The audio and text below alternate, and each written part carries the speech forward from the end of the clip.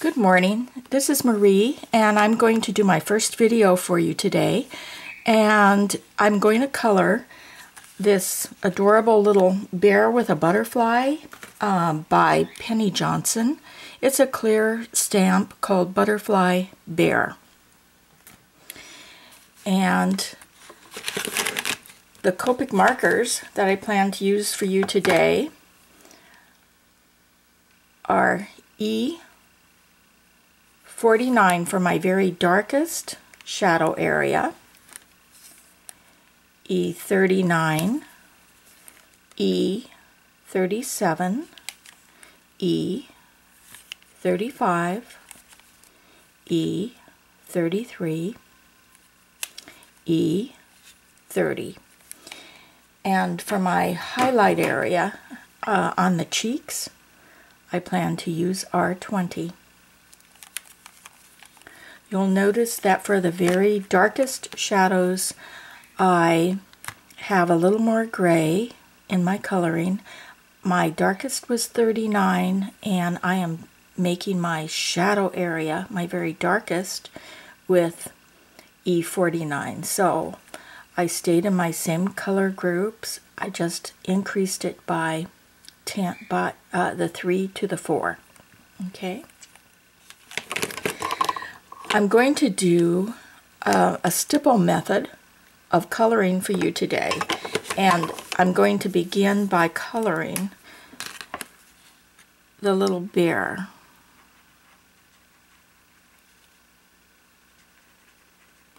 With the very lightest color. It does not have to be even, because we're going to stipple over this area. It is important to work in very small areas, so I'm not going to color the entire bear on this video. We will kind of do movie magic and cut to the chase, but I do want to show you how I do my stippling method. I learned this method from Suzanne Dean. She is my Copic guru, the first person that ever taught me how to use a Copic marker. I'm going to start with my 39 and just apply the areas that would be in shadow. That would be this area in through here. I kind of like to always have my highlights coming from the area in which my image is looking. He's looking at this little butterfly. So we're going to have this highlighted area. This would be shadow area. And it will be important to stay consistent throughout the coloring of the image. And stippling method, as opposed to blending method, is you just dot. You want this little guy to have a lot of texture. I love texture of every form. I try to texturize everything.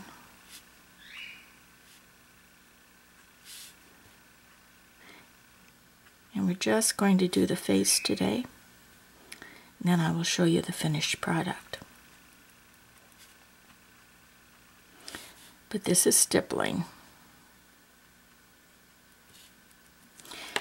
I'm going to take the 37, bringing it on over, a little bit into my 39,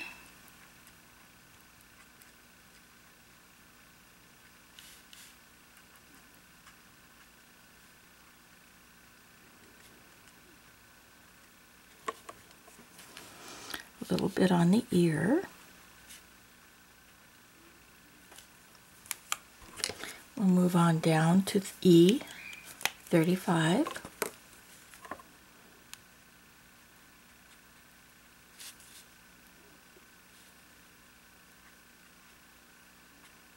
He has such a cute little adorable face. And I have used this stamp so much. I have more than my money's worth on this stamp. I use it for just about every occasion.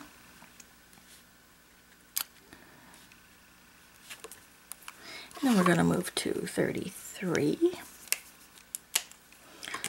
Suzanne would be appalled that I am clicking my cap open, and I probably should have opened them before I started this video. I want this area over here, even though it is my highlight, to have a little roundness, a little dimension.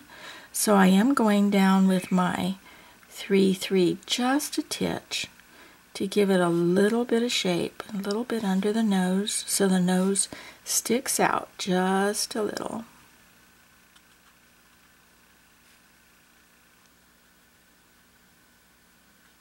Little bit on this ear, back up here.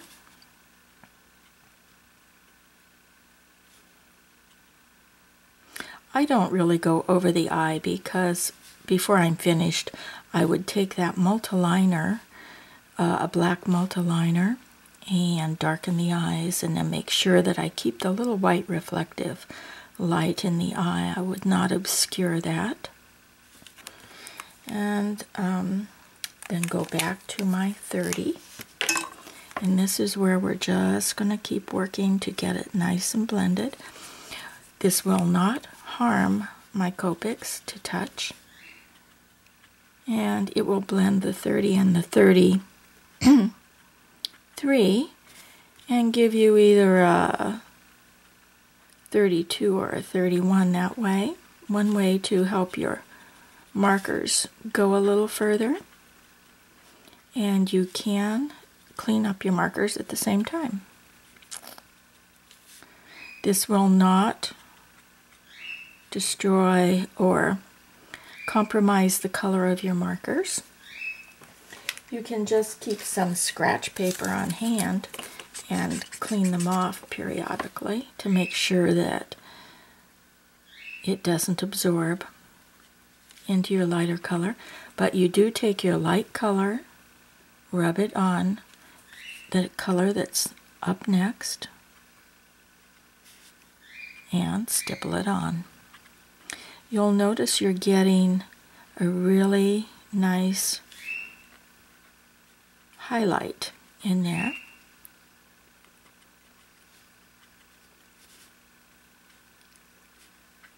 I like how that's turning out.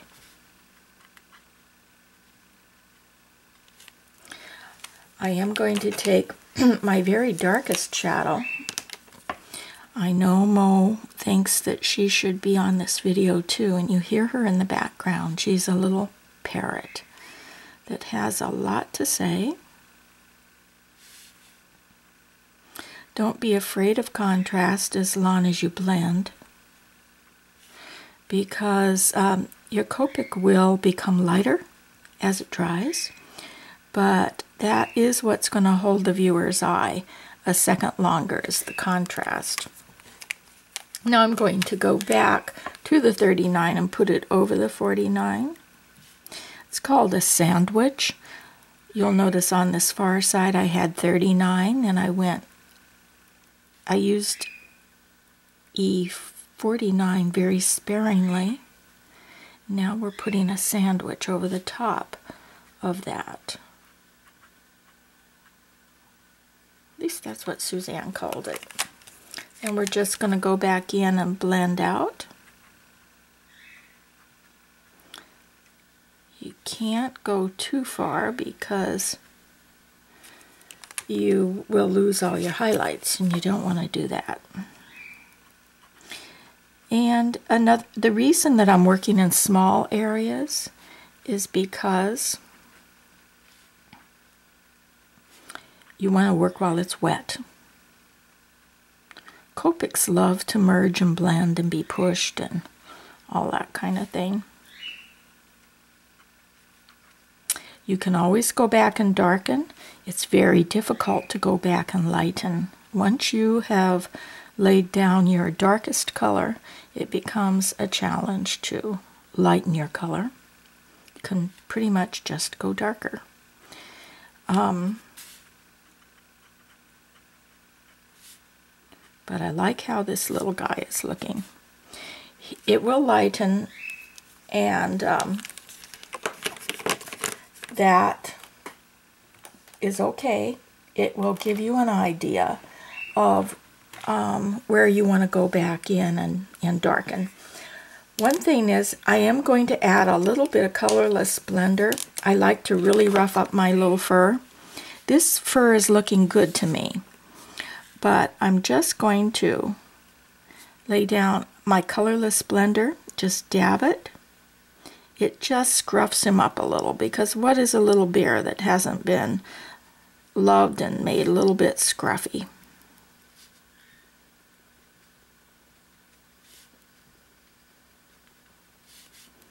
Colorless blender, wiping it off. I love colorless blender. I think I should have bought stock in colorless blender, because I use colorless blender on everything. Okay. Now I'm going to take just a little bit and give him a little bit of a pink cheek, and ear and nose. And I'm using my R20.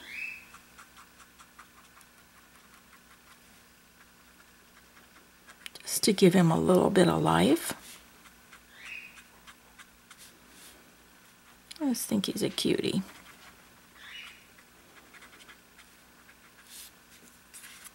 There. Gonna let him dry, and then we'll finish the rest, and I'll show you the finished product on my blog. But I hope you enjoyed this. It was my first one, so be gentle. But this was how to create fur using a stippling method. And I learned this technique from Suzanne Dean at Color Me Creative Classroom. Thank you for stopping by.